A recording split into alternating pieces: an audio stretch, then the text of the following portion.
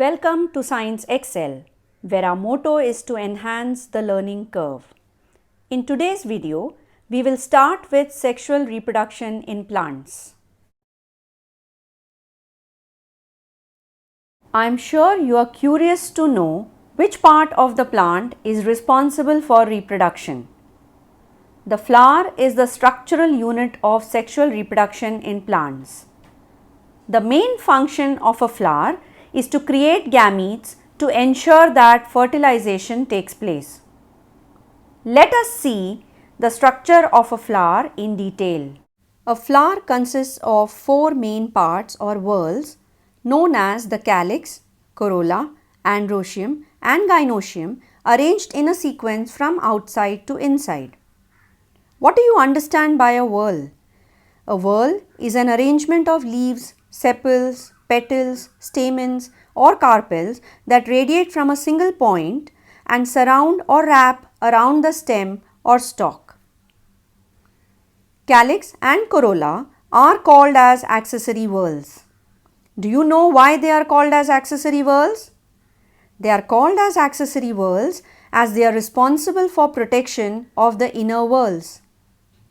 Androecium and gynoecium are called as essential whorls. Do you know why they are called as essential whorls? They are called as essential whorls as they perform the function of reproduction. Now let's explore each whorl in detail. What is a calyx? A calyx is an accessory whorl. Members of the calyx are called sepals. Sepals are green in color. The function of the calyx is to protect the flower while it is a bud. What is a corolla? Corolla is an accessory whorl. Members of the corolla are called petals. Petals are brightly colored so that they can help attract insects for pollination. The topic pollination will be discussed in detail in the next video. Petals of some flowers have lines running from top to bottom. These lines are called guidelines. You must be curious to know what are these guidelines on the petals for. These lines help guide insects to the base of the petal to a gland called the nectary. The nectary produces a sugary liquid called nectar on which these insects feed. Now let's look at the structure of the androecium in detail. Androecium is an essential whorl as they perform the function of reproduction. It is the male part of a flower. The members of the androecium are called stamens. Each stamen is made up of two parts, a long filament and an anther at the top. The anther contains pollen grains that have the male gametes. Now let's explore the structure of gynoecium. Gynoecium is an essential whorl as they perform the function of reproduction. It is the female part of a flower. The members of the gynoecium are called carpels. Each carpel is made up of a stigma, style and an ovary. Do you know why the surface of the stigma is sticky? The surface of the stigma is sticky to help it to trap and hold pollen grains. Style is a tube-like structure which connects the stigma to the ovary. Ovary is the enlarged basal portion of the carpel. It contains one or more ovules.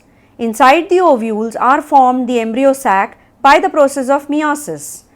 This embryo sac consists of a haploid egg cell and two haploid polar nuclei. What is a bisexual flower? A flower is called as bisexual if both the essential whorls, that is androecium and gynoecium, are present in the same flower. Example, hibiscus. What is a unisexual flower? A flower is called as unisexual if either of the essential whorls, that is either androecium or gynoecium, is present in the flower. Example, papaya. If only the androecium is present, it is a male flower. If only gynoecium is present, it is a female flower. Now let's understand what is a pedicellate flower. Flowers having a stalk or a pedicel for support are called as pedicellate. Example, rose, hibiscus. And now about the sessile flower. Flowers without a stalk are called as sessile. Example, tuberose. With this, we come to the end of this video. Don't forget to go through the summary and assessment.